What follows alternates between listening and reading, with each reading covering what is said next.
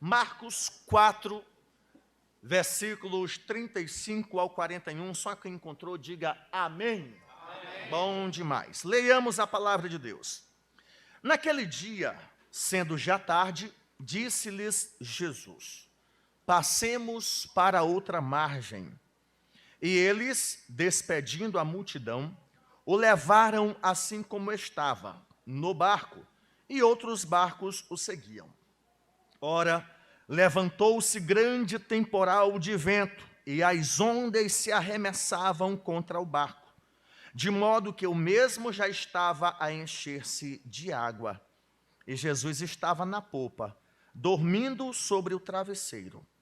Eles o despertaram e lhe disseram: Mestre, não te importa que pereçamos?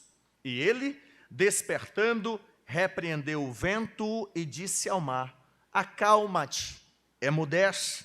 O vento se aquietou e fez-se grande bonança. Então lhes disse: por que sois assim, tímidos? Como é que não tendes fé? E eles, possuídos de grande temor, diziam uns aos outros: quem é este que até o vento e o mar lhe obedecem? Quem é este que até o vento e o mar lhe obedecem? Essa pergunta exige conhecimento de quem a responde. Ainda ontem, principalmente na introdução da nossa ministração, nós falamos da importância de se conhecer biblicamente a Jesus.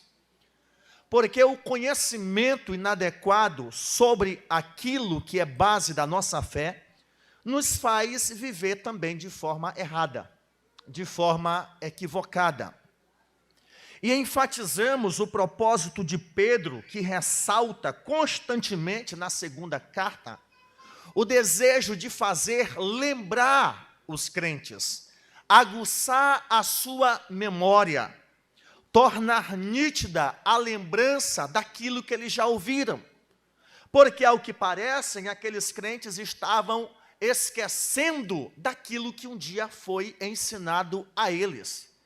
E por terem se esquecido daquilo que lhes foi ensinado como doutrina para a vida, eles passaram a dar ouvidos a falsos ensinos. E ao dar ouvidos a falsos ensinos, eles passaram a agir de forma equivocada. E uma destas maneiras erradas de viver era viver sem esperar mais a vinda de Jesus. Era viver como se Cristo não voltasse. Viver como se a promessa de Jesus de voltar à terra não fosse verdadeira.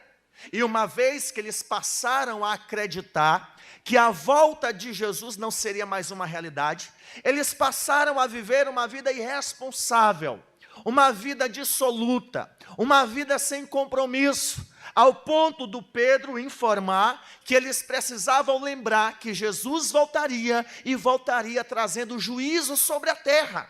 Perceba, eles haviam recebido a doutrina.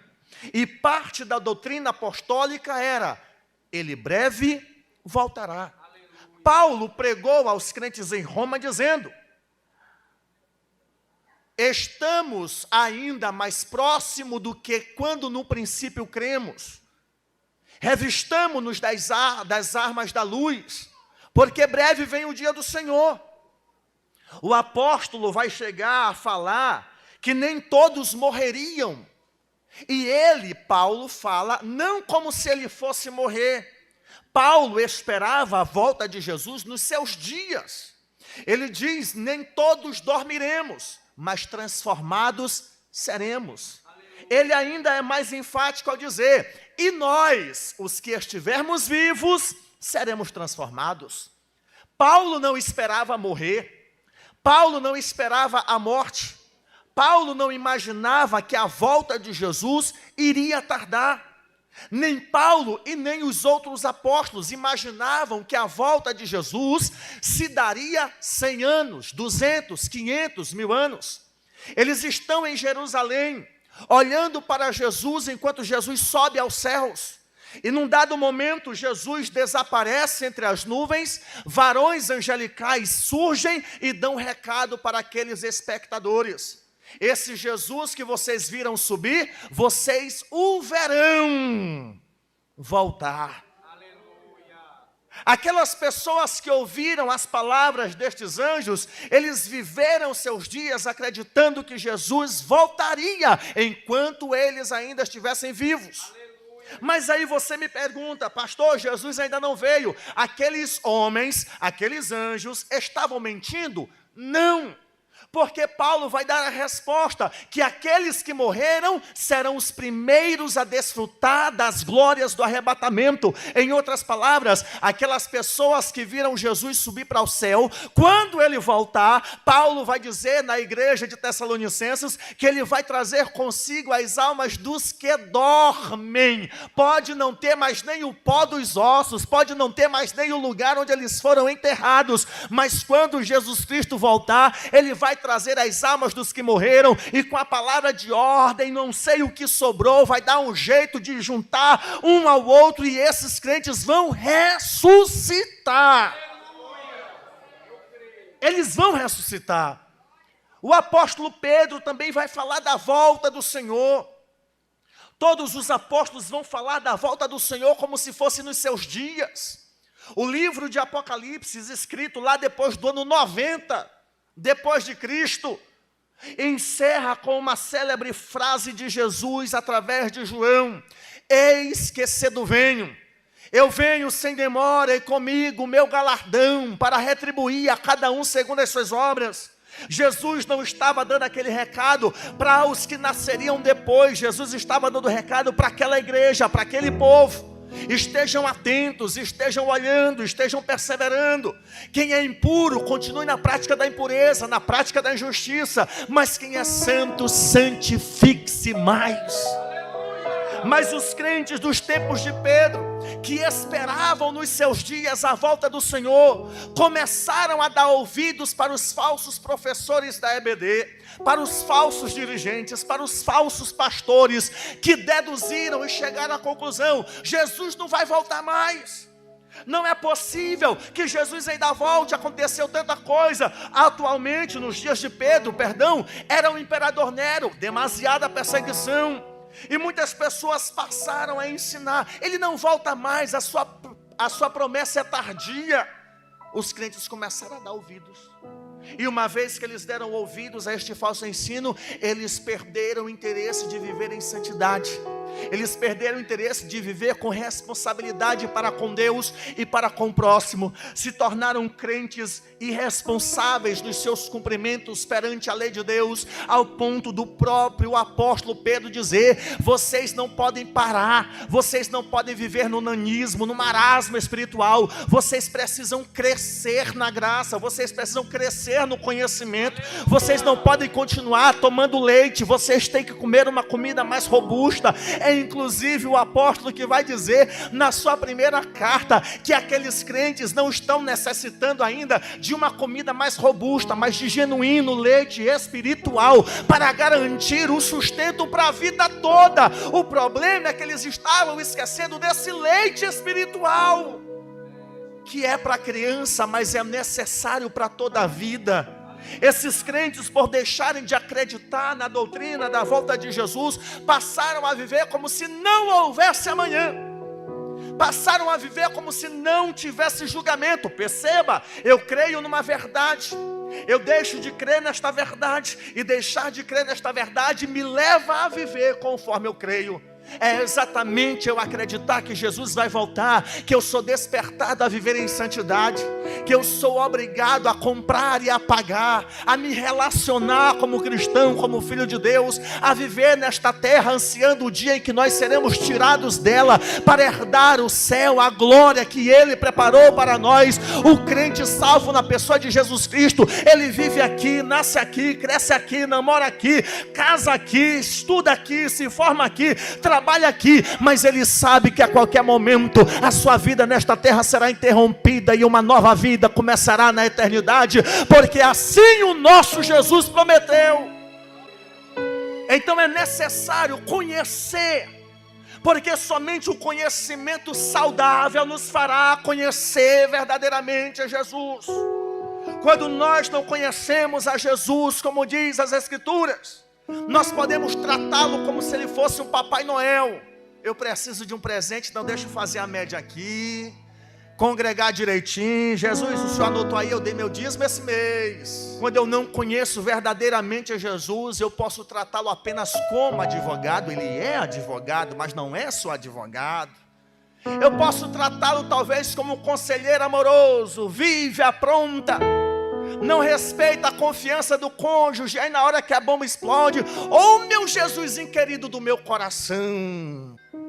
E aí nós somos instruídos a conhecer Jesus em todo o tempo, para que quando surgir a tentação, nós estejamos prontos para resistir, porque é exatamente conhecendo o nosso Pai, sabendo como Ele é galardoador, mas Ele também é juiz daqueles que desobedecem a sua lei. E se eu conheço verdadeiramente o meu Pai, eu sei que Ele vai me abençoar quando eu devo ser abençoado, mas por Ele ser um Pai justo, Ele não vai jogar sujeira debaixo do tapete, Ele vai ter que disciplinar.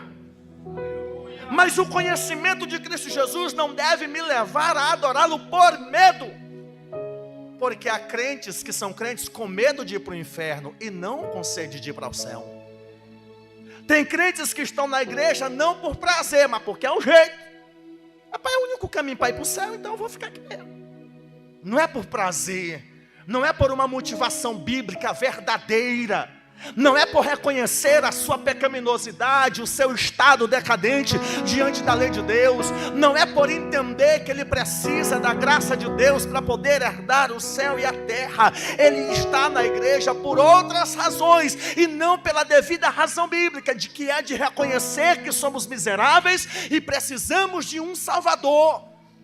Não são poucas as pessoas que chegaram à igreja por precisar de um emprego, por precisar de uma saúde, por precisar de um companheiro, de uma companheira, e ignoram o espiritual. Queridos, tudo isso que eu tenho falado até aqui são resultados de uma vida com Cristo, mas não deve ser a razão primária pela qual eu devo buscar a Cristo. Eu devo buscar a Cristo por causa da minha pecaminosidade, e a partir disso Cristo pode me dar um namorado, pode dar uma namorada, pode me dar um emprego, pode me promover, pode me nomear, pode me dar saúde, pode restabelecer o meu casamento.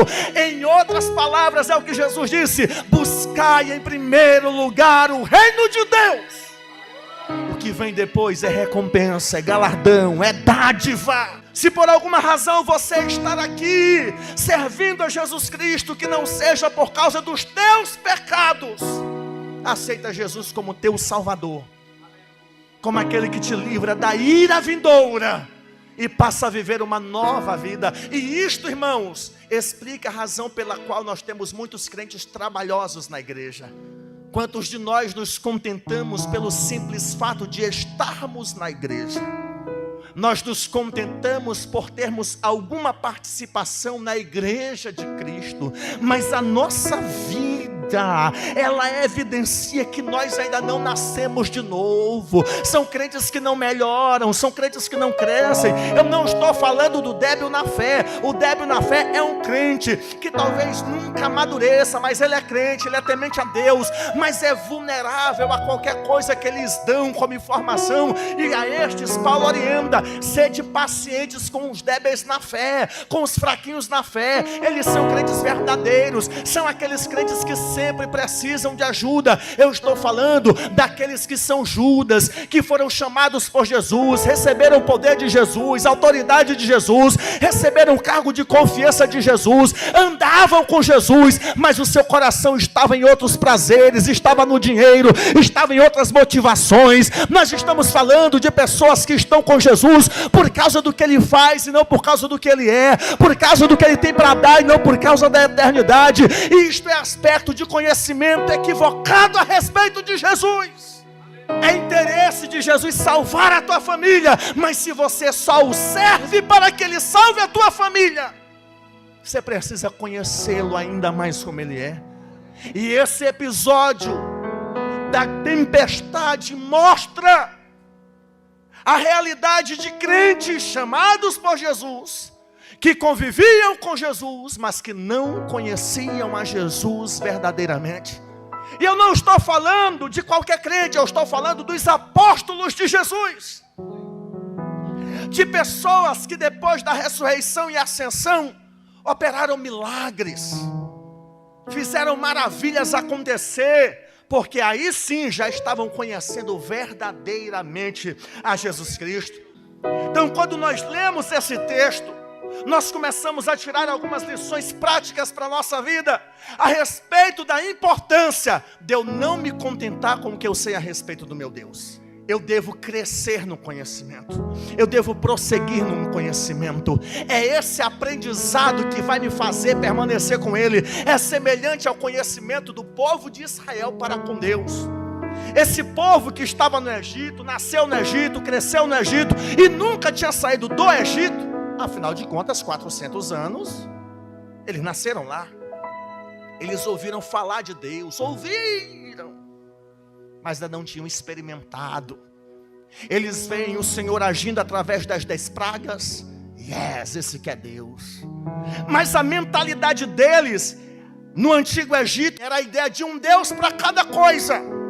Então eles viram Deus operando maravilhas, rapaz. Mas quando eles estão diante do primeiro desafio, que é o Mar Vermelho, eles começam a murmurar. Porque eles criam que Deus fazia muita coisa, mas ainda não tinham experimentado o poder de Deus ao ponto de abrir as águas. E quando Deus abre as águas, glória a Deus, aleluia, eles passam cantando. Mas quando eles estão lá do outro lado, que eles veem os inimigos passando pelo mesmo caminho, eles não se lembram de buscar a Deus. Eles começam a murmurar contra Deus, porque na mentalidade deles, Deus até podia abrir o mar, mas fechar o mar, quando Deus fecha, rapaz, esse Deus é dos bons. Mais adiante eles estão caminhando, glorificando a Deus, a sede bate, chegam diante do rio Mara, vão beber água amarga, pronto, vão morrer de sede. Eles já tinham experimentado que Deus abre e fecha o Mar Vermelho, mas não passava na cabeça deles a possibilidade de um Deus que faça garapa de açúcar com um rio de águas amargas. E diante do murmúrio deles, Deus pede que arranque um pedaço de pau, jogue nas águas, as águas ficaram doces. Eles, rapaz, eles foram conhecendo Deus dia após dia, a sua vivência. Eles estão diante do Monte Sinai. Deus chama Moisés para dar a Moisés a lei. E eles ficam lá, primeiro dia, segundo dia, terceiro dia, quarto dia, 10º dia, não sei quantos dias eles começaram a dar o coração para o cão. Aí começaram, rapaz, e esse Deus aí é 10, eu gostei dele. Gente boa, livrou a gente. Quando faltou energia no Egito, na nossa casa tinha luz. A água dos egípcios era sangue, a nossa era potável. Mas vem cá, quer dizer que ele libertou a gente do Egito? Foi. E agora vai dar uma lei? Quer dizer que eu sou livre, mas também não sou livre. Porque se ele me libertou e vai botar uma lei, então eu não sou livre. Aí começaram a infernizar a vida dos outros. Rapaz, não é que é mesmo? Não, como é que eu sou livre e tenho uma lei para me governar? Então eu não sou livre? Se eu sou livre, eu tenho que fazer o que eu quero. Jesus ainda não tinha passado por lá para dizer, você não tem como servir a 2 senhores. Não existe liberdade fora de Deus. Se você não serve a Deus, você serve ao diabo. E então ele chega à conclusão, rapaz, é o seguinte, beleza, esse Deus aí fez muita coisa por nós, mas também mandar em nós assim, nós passamos 400 anos no Egito. Faraó é considerado Deus vivo. Aí o Deus liberta a gente e ele quer, não, bora fazer o seguinte, bora fazer um Deus para nós? Edificar o bezerro, um novilho, e apostataram. O que é apostatar? Deixar de crer, descrer, não é um mero desviar.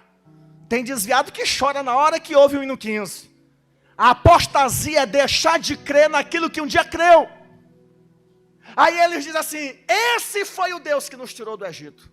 Eles abandonaram Deus, ignoraram Deus. Eles reduziram Deus a uma escultura. Quando Moisés desce e Deus dá uma ordem, Moisés, quem não se prostrou diante do bezerro, pede cada um deles para pegar uma arma e matar. Aí você diz, rapaz, mas esse Deus é muito ruim. Não, não é ruim não. Nós estamos falando aqui de uma guerra de deuses. Deus estava decidido a provar ali quem era o Deus verdadeiro. Moisés, eles me largaram. Aí você diz, pastor, não tinha como eles voltar? Não tinha, eles já estavam crendo que o Deus deles era aquele bezerro. Não tinha arrependimento, foi apostasia. Moisés, aqueles que não se prostraram, manda cada um matar o outro. Matar o próprio parente. Em outras palavras, Deus estava dizendo, se esse bezerro é Deus verdadeiro, vai livrar eles da espada. Mas se ele não for, eles vão morrer.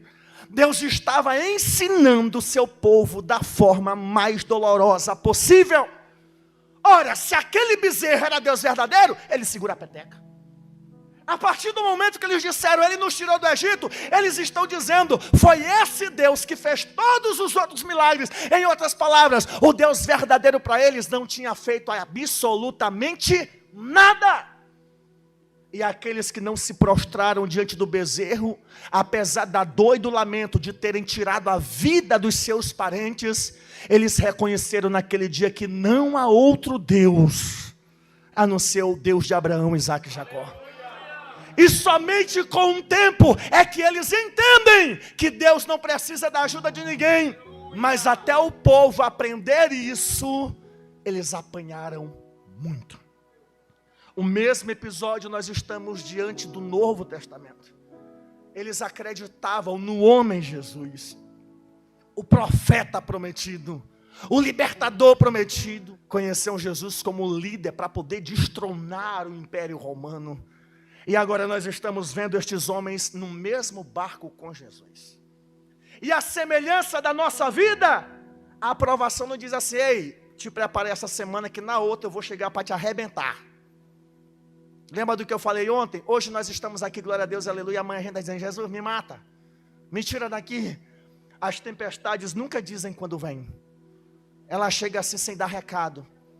Você diz, rapaz, mas estava tão bem. Agora o cão está atentando e chegou essa prova. O que foi que eu fiz? E se você não tiver o conhecimento verdadeiro de Deus, rapaz, eu sou dizimista, eu vou na escola, eu vou no culto, eu não falo mal do meu pastor, eu parei faz tempo. Eu estou direitinho esse dia, eu estou fazendo as contas aqui, sinceramente eu não estou entendendo Deus. Então quando nós não conhecemos a Deus verdadeiramente, nós começamos a dizer o que Ele é, sendo que Ele não é aquilo que eu imagino. Ele é bom, mas não é tanto. Cometemos o pecado de Asaf. Olha só a gradação de Asaf em Salmo 73. Deus é bom para com o justo. Não. Deus é bom para com Israel. Não, não é para com Israel. É só com os que ele acha que deve ser bom. Porque quanto a mim... Porque se Deus gostasse de todo Israel, eu estava no meio. E pode ler Asaf, Salmo 73, vai dizer, mas quanto a mim, eu estou para me desviar. Falta bem pouquinho para resvalar os pés. Tá, pastor, o pau da barraca. Deus gosta de todo mundo. Eu tenho as minhas dúvidas, eu acredito que Ele gosta até dos ímpios. Que não é possível. Eles falam mal de Deus. A língua dá volta na terra e Deus não diz nada. Não, você é ruim, porque Deus gosta de quem não presta. Eu sei que tem muitos Asafs aqui. Eis aqui um. E nós temos esses apóstolos no mesmo barco com Jesus. Vem a tempestade e eles tentam com sua experiência, eram homens do mar, eram pescadores experimentados, sabiam sair de situações como estas, tentaram a qualquer custo se safar daquela realidade, e quando eles percebem que aquilo que eles sabiam era insuficiente, aí eles querem culpar Jesus. Ô Jesus, dá uma ajuda aqui. Eu sei que o senhor não é pescador, mas também dorme. Ele estava na popa e os outros lá atribulados um por outro. Talvez querendo mexer a vela e passar para não incomodar o pastor presidente. Aí quando eles viram que iam morrer, mestre, nós vamos morrer mesmo. Eles conheciam Jesus do jeito deles. Jesus acorda, acalma o mar, faz o vento parar. Diz assim, por que que vocês temem? Vocês não têm fé não? Eles pensavam que tinham. Eles já tinham realizado milagres. Eles já tinham visto maravilhas. Mas ainda não tinham conhecimento suficiente para acreditar no que Jesus era poderoso para fazer. E diante deste cenário, deixa eu lhe mostrar alguns benefícios do conhecimento verdadeiro a respeito de Jesus Cristo. É necessário entender que esse conhecimento, ele é oriundo da fé. Eu estou falando do conhecimento verdadeiro, não é só daquele conhecimento. Não, eu sei quem é Jesus. Isso aí até o capeta sabe. Eu estou falando daquele conhecimento que salva. A fé salvadora. Aquele conhecimento que gera mudança de vida. Aquele conhecimento de Jó, ao dizer assim, eu só te conhecia de ouvir falar, mas agora meus olhos te veem. Capítulo 1, e só o capítulo 1 vai dizer, em tudo isso Jó não pecou. O texto não está dizendo que Jó foi provado a vida toda e não pecou. Pecou sim. Ele não pecou na primeira rodada de tentação dele. Mas na segunda rodada de tentação, ele amaldiçoou até o coitado que talvez não estava mais nem vivo, que foi dar notícia para o pai dele. Maldito seja aquele que foi dizer para o meu pai, nasceu e o cabra é macho. Ele deseja ser abortado. Quem dera eu tivesse sido morto no ventre da minha mãe. E nós estudamos isso há algum tempo na lição da Escola Bíblica Dominical sobre aborto. Ele amaldiçoa uma série de coisas. Na primeira rodada, não, foi o Senhor que deu, foi o Senhor que tomou, louvado seja o nome dele, e ele estava crente de verdade mesmo, só que ele era gente, ele não era glorificado. Ele começa a falar besteira demais, os amigos começam a sugerir, tentando defender Deus, quando Deus aparece, é quebrando a cara de um e do outro, quebrando em argumento, viu irmão? Pelo amor de Deus. E depois que Deus vai falar com Jó, Jó, tu é homem mesmo? Eu vou te perguntar e tu vai me responder. Me diz aí onde era que tu estava, já que tu é o sabichão, quando eu peguei as estrelas e coloquei cada uma no universo. Aonde era que tu estavas, quando eu firmei a terra? Me conta onde era que tu estavas. Depois que Jó ouve Deus, diz, Senhor, eu só ouvia falar do Senhor. Quando ele diz assim, agora os meus olhos te veem, não era necessariamente a ideia do redemoinho. Agora os meus olhos te veem, é como se ele estivesse dizendo, agora meus olhos se abriram e agora eu entendo que o Senhor é mais daquilo que eu imaginava ser. O Senhor, o que eu imaginava do Senhor não chega nem aos pés do que tu és. Eu não te conhecia o suficiente, agora eu entendo, agora eu sei, agora os meus olhos se abriram, eu estava em trevas, estava obscuro, e o que eu sabia do Senhor, pensei que era suficiente, mas agora os meus olhos se abriram, agora eu sei quem tu és. E quando eu chego no capítulo 18, capítulo 19, meu hálito é intolerável à minha mulher. Todo mundo desce o porrete da coitada, né? Mas esquece que ela segurou a peteca até o final. Apesar dela sugerir o que o diabo queria, ela foi fiel a ele até o fim. Amém? Então antes de falar mal dela, responda para você mesmo. Tu aguentava ver teu marido quebrado? Vender tudo que você tem? Você aguentaria perder 10 filhos num só dia e enterrar os 10 filhos?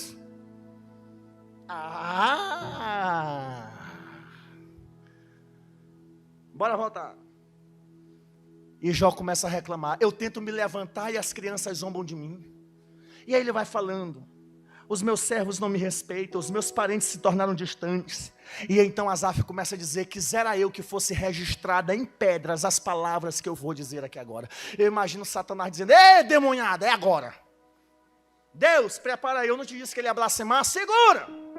E Asaf dizendo, eu queria que minhas palavras fossem esculpidas. Jó, vocês estão bem? Eu queria que as minhas palavras fossem esculpidas em pedra, com pena de ferro, com chumbo. É porque naquele tempo não tinha um papel e a caneta que nós temos hoje, viu irmão? Era na talhadeira mesmo. Opa, Então ele diz, eu queria que o que eu vou falar fosse esculpida nas pedras. Quem entendeu, diga amém. E aí quando ele diz, eu quisera, eu imagino Satanás, é agora. Mas depois dele se reclamar, irmãos, no capítulo inteiro, ele diz a frase mais conhecida, eu sei que o meu Redentor vive. E ele conhecia a tal ponto de dizer, os meus olhos e não outros o verão, ainda que essa minha ainda que eu morra. Era isso que ele queria dizer. Ele sabia que mesmo ele morrendo, ele ressuscitaria e veria o seu Deus. Para você perceber que nós pensamos que conhecemos a Deus e nas dificuldades da vida, nós agimos como se nós não o conhecêssemos. Quem entendeu, diga amém. E diante deste conhecimento que vem pela fé, a fé gera esse conhecimento, e esse conhecimento que vem da fé, ele é promovido, ele é crescido a partir de experiências, a partir de vivência. Eu jamais vou conhecer a Deus só fazendo teologia. Eu jamais vou conhecer a Deus só vindo na IBD. Eu preciso viver com Ele em casa. Eu preciso viver com Ele na escola. Eu preciso viver com Ele no trabalho. Eu não posso limitar o meu relacionamento com Ele apenas nesse tempo. Vocês não podem se esquecer do tema dessa festa até esperar o próximo congresso. Não, é a minha vida com Ele que vai garantir que eu estou crescendo na graça e no conhecimento dEle. É eu levar esse conhecimento para a vida. E estes homens estão com Jesus. E diante dessa tempestade, eles vivendo pouco tempo com Jesus, conhecia, mas não conhecia o suficiente. Porque em primeiro lugar, se eles conhecessem a Jesus como de fato Jesus é, eles acreditariam na palavra de Jesus. Nós estamos falando de homens que se desesperaram, de homens que questionaram a ação de Jesus. Ô Jesus, está morrendo Jesus. Se eles conhecessem a Jesus, eles acreditariam na palavra de Jesus. O texto vai dizer que as ondas estavam quase para quebrar o barco. Eles passaram a chamar a Jesus quando eles viram que iam morrer. Se eles conhecessem a Jesus, eles iam acreditar do que Jesus tinha falado lá no versículo de número 35. Vamos passar para o outro lado. Irmão, se Jesus disse, vamos para o outro lado, nem que o barco despedaçasse, ninguém ia morrer. Se eles conhecessem a Jesus como Deus que é, eles nem tentariam se salvar, eles nem se meteriam a acordar a Jesus, porque o conhecimento verdadeiro de Jesus os faria crer na sua palavra, os faria crer na sua ordem, os faria crer na sua promessa. E a promessa de Jesus é: vamos para o outro lado. Eles querendo ou não, porque Jesus já havia dito, vamos para o outro lado. Irmãos, isso aqui é importante para nós hoje. Nós estamos aqui alegres, felizes da vida, mas tem momento que a gente diz, eu não vou aguentar, eu não vou segurar, eu não aguento mais. E aqui está você, aos trancos e barrancos, eu não sei, mas você está aqui não é só por causa da tua força, é por causa da boa mão de Deus que é sobre a tua vida. Bondade e misericórdia te seguirão todos os dias da tua vida. Por mais que você pense que não consiga, a palavra de Deus vai se cumprir. Essa história vai ter um fim e outra vai começar. A tua dor vai passar, o teu luto vai passar, o teu problema vai ser solucionado, nem que ele termine com a tua morte. Ai, pastor, credo. Se você conhece verdadeiramente a Jesus, você não teme nem a morte, porque sabe que a morte não é o fim, mas é o início de uma vida eterna com Ele. Nós é que fomos ensinados a ter medo da morte, mas a Bíblia não ensina ninguém a ter medo da morte. Sejam fiéis. O texto está lá, até a morte. Não é tu viver até 120 anos morreu. Não, o texto quer dizer, ser fiel, nem que para isso você tenha que morrer aqui e agora. Até que ponto nós estamos dispostos a morrer por Jesus? Até que ponto o meu conhecimento de Jesus me permite dizer, se for para morrer agora, eu morro. O autor aos Hebreus vai dizer, como está escrito, por causa de ti nós somos entregues à morte o dia todo. É hoje, é amanhã, eu não sei quando ela vem. Querer por querer eu não quero. A gente pensa nos filhos, pensa no trabalho, pensa no que vai ficar, mas nos esquecemos que aquele que tem cuidado de nós, com pai ou sem pai, com mãe ou sem mãe, ou com pai e com mãe, mas que não cumpriram as suas responsabilidades, tempestades, tem cuidado de nós com estudo ou sem estudo, com trabalho ou sem trabalho, com carro ou sem carro, tendo roupa boa ou não. Nós nos esquecemos que esse Deus que cuida de nós é o mesmo que vai continuar do seu povo até que depois morramos. Se eu conheço a Jesus, eu vou acreditar na sua palavra. Eu vou acreditar que essa história tem um fim, que os problemas têm um fim, e que vai dar certo no nome de Jesus. Eu vou chegar do outro lado.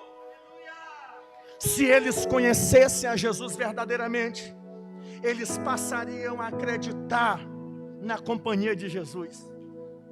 Porque uma coisa é alguém te prometer uma coisa e sumir. Rapaz, fulano de tal me prometeu, e na hora que eu mais precisei... Não estou falando de político. Espera aí. Fulano de tal diz. Até o marido diz, né? Na tristeza, na pobreza. E ela também diz, eu também. Mas até no casamento a gente sofre essa decepção. Mas rapaz, quantos momentos da vida uma boa companhia resolveria o problema? Mas todos os evangelistas vão dizer, Jesus estava no barco, estava dormindo. Eles olhavam para um Jesus que estava dormindo. Eles olhavam para um Jesus que aparentava estar cansado. Mas eles ignoraram a real razão pela qual Jesus estava dormindo. Eles se esqueceram que aquele Jesus que estava dormindo não era fraco. Eles esqueceram que aquele Jesus que estava dormindo é o dono de tudo. Eles não conheciam Jesus o suficiente. A companhia de Jesus ali era um peso morto para eles. Jesus não estava ajudando. Mas irmão, a verdade é que Jesus não precisava ajudar ninguém. Jesus simplesmente deu uma ordem. O que eu quero dizer para vocês é isso: se eles conhecessem a Jesus verdadeiramente, além deles confiarem na palavra de Jesus, eles confiariam também na companhia de Jesus. Espera aí, Jesus está aqui, nós não estamos sozinhos não. Está dormindo, mas está aqui. Eles deveriam crer como creu o salmista. Nós geralmente olhamos para o Salmo 23. Ah, o Senhor é meu pastor e nada me faltará. É verdade, nem lobo. E é o mesmo salmista que diz: ainda que eu passe pelo vale da sombra da morte, eu não vou temer. Por quê? Porque eu sou bom? Eu não vou temer porque o meu joelho é calejado do círculo de oração. Eu não vou temer porque eu sou filho de pastor. Ô, coitado, nem olhou. Eu não vou temer porque eu sou líder. Eu não vou temer porque minha mãe ora por mim, não. Ele vai dizer: ainda que eu passe pelo vale da sombra da morte, eu não temerei, porque tu, Senhor, estás comigo. Quando eu conheço a Jesus, eu confio na companhia dele. O marido é incrédulo, a mulher é incrédula, os filhos são trabalhosos, nós choramos, nós lamentamos, nós passamos por aperto, mas nós não duvidamos da companhia de Jesus. Ele está no barco, embora pareça despedaçar, ele está no barco, embora pareça ser o fim, ele está no barco, e se for o fim, ele nos faz iniciar uma nova vida na eternidade. Quando nós conhecemos a Jesus, nós não tememos as tempestades da vida. Eu confio na companhia dele, na presença dele. Foi ele que disse: eu estou com vocês. Parece que tem momento que a gente está sozinho e a gente se esquece que Jesus está lá. Ei, o problema é que nós achamos que por Jesus estar conosco, ele tem que nos livrar de tudo. E esse episódio mostra que nem sempre estar na companhia de Jesus eu esteja isento de passar por tempestades. A própria Bíblia Sagrada deixa claro, tem até um poema que se tornou canção: os mais belos hinos e poesias foram feitos em tribulação. A gente olha lá, né? O salmista dizendo: o Senhor é a minha rocha. Aí você imagina o salmista do lado de fora, olhando para essas rochas aí do Piauí. Não, irmão, o salmista estava escondido dentro de uma rocha para não morrer.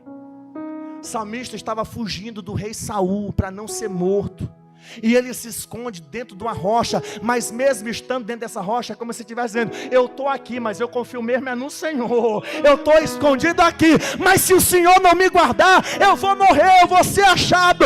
Então mesmo eu estando aqui, eu quero deixar claro que a minha confiança está no Senhor, que fez os céus e a terra. Ele é o meu rochedo, é o meu baluarte, socorro bem presente na hora da tribulação.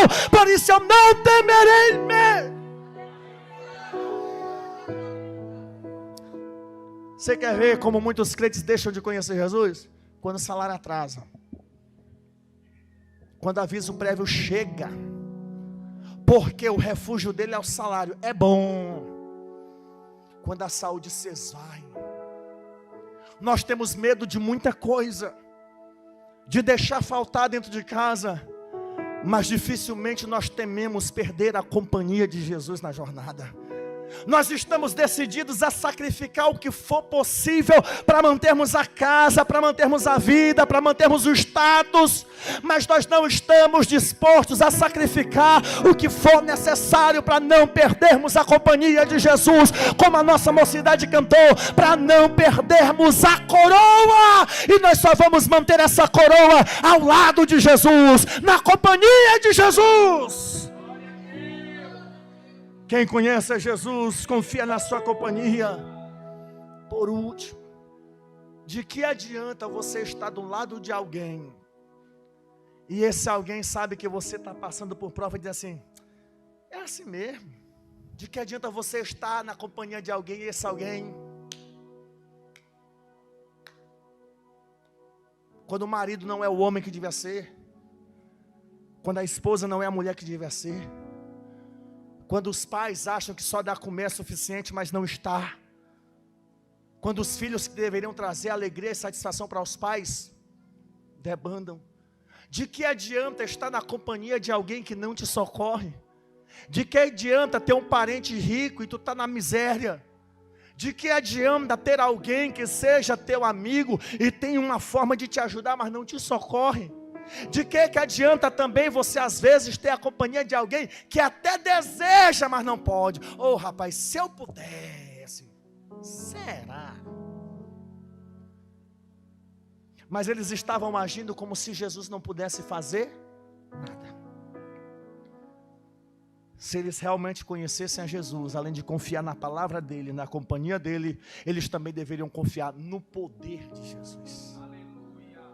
Quando Jesus se levanta, eu não sei se ele deu um bocejo, não sei. Eu só sei que ele dá uma ordem para o vento e dá uma ordem para o mar. E aqueles homens ficam: quem é? Eles entenderam que eles não conheciam a Jesus o suficiente. Eles sabiam que Jesus era poderoso, mas não tanto. Nós estamos falando de um povo que era influenciado pela cultura grega. A semelhança do que o salmista vai dizer sobre as águas do mar, a bravura das águas, as ondas bravias, que na mitologia grega era considerada uma divindade, liderada por Poseidon, o Deus dos mares, uma divindade superpotente. Então quando essas pessoas, detalhe, o barco dos discípulos não era o único, o texto vai dizer que outros barcos o acompanhavam. Lá tinham pessoas que entendiam que quem mandava no mar da Galileia era Poseidon, que quem mandava nas águas era outra divindade. Eles jamais imaginavam que aquele Galileu era poderoso para dar ordem para o vento, para dar ordem para o mar. Quando eles olham aquele homenzinho de Nazaré mandando o vento e o mar se acalmar, eles perguntam: quem é? Quem é? Quem é? Quem é esse homem que até o vento e o mar lhe obedecem? E eles esqueceram que o profeta Isaías já havia anunciado séculos antes: ele é maravilhoso, ele é conselheiro, ele é Deus forte, ele é Pai da eternidade, ele é príncipe da paz, ele é o filho que nos nasceu, o filho que nos foi dado, o poder está sobre os seus ombros, louvado seja o nome do Senhor. Saia daqui nesta noite conhecendo ao Senhor, ao ponto de não duvidar da palavra dele na tua vida. Se ele falou que tu vai passar, tu vai passar. Se ele falou que nós vamos suportar, nós vamos suportar. Se ele disse que não prova ninguém além das suas forças, Se Ele disse que nós aguentamos, nós aguentamos. Se Ele disse que nós vamos vencer, irmão, nós vamos vencer. São muitos os que abandonam a fé, são muitos os que abandonam a comunidade cristã por duvidar, deixar de acreditar nas palavras de Jesus. Eles acham que lá fora é mais fácil para casar, tudo bem que seja, mas para ir para o céu tem que estar na presença de Jesus, ouvindo as suas palavras. Pessoas que comprometem a sua vida eterna por causa do que o mundo tem a oferecer, pessoas que comprometem a sua integridade no emprego, na faculdade, para poder se sair de bom moço, de boa moça, mas esquece que existe um Deus que é galardoador, mas que também é juiz. Quando nós não conhecemos a Deus, nós vivemos uma vida ímpia. E às vezes a gente até diz: meu Deus, se for pecado, me perdoa. Essa parte deixa claro que nós não conhecemos a Deus. Porque se nós conhecemos a Deus, a coisa que nós mais temos medo é de pecar contra Ele, é de blasfemar contra Ele. Então eu quero nesta noite encerrar a minha palavra dizendo: confie na palavra de Jesus. O que foi que Jesus prometeu para você? Tem vida eterna, tem ressurreição, tem céu, tem nova terra, tem vida longa. Se morrer, ressuscita. Deus te abençoa na terra dos viventes. Pastor, mas ser abençoado na terra dos viventes, eu não estou desfrutando de bênçãos. Que bênçãos você está falando? As bênçãos decorrentes da salvação nem sempre são bênçãos materiais. Para que bênção melhor do que a companhia de Jesus? E eu lhe provo isso. Pessoas que são ricas, que são bilionárias, que têm bens, tomam veneno, se matam, matam os outros, acabam tirando a vida de um de outro, porque tem tudo na vida, mas não tem a vida que é Jesus Cristo, Filho de Deus. E é a companhia de Jesus que nos ajuda na hora da prova a dizer: eu não tomo veneno, eu não me mato, eu não mato ninguém. Se o Senhor quiser me tirar a vida, Ele tira, mas Ele é meu Deus, Ele é meu Senhor. Eu confio nele, eu creio nele, eu o conheço. E Ele me espera lá do outro lado do mar. Se você conhece a Jesus, você confia no poder e na autoridade dEle, aquele que fez os céus e a terra. Talvez você nunca experimentou Jesus o suficiente para permanecer firme. E talvez, se você chegou aqui nesta noite dizendo: talvez seja esta a última festa que eu assista, talvez seja esta a última vez que eu venho nessa igreja, você é convidado a conhecer mais de Jesus e a experimentar que não há outro alento para a alma além do que Jesus tem a te oferecer. A você que não é evangélico, a você que por alguma razão não quer se envolver com Jesus, dando ouvido às palavras da mulher de Pilatos: não te envolvas com este justo. Eu te convido, te junta a Ele, te mistura com Ele, dá tua vida para Ele, confia nele e o mais Ele fará. Aceite a Jesus como teu Salvador, não saia da jornada, não abandone a fé, não deixe de crer. O Senhor é contigo. Parece que vai afundar, mas se o barco afundar, não se preocupe, Ele tem autoridade sobre as águas, Ele tem autoridade sobre o mar. O teu Deus não te deixa.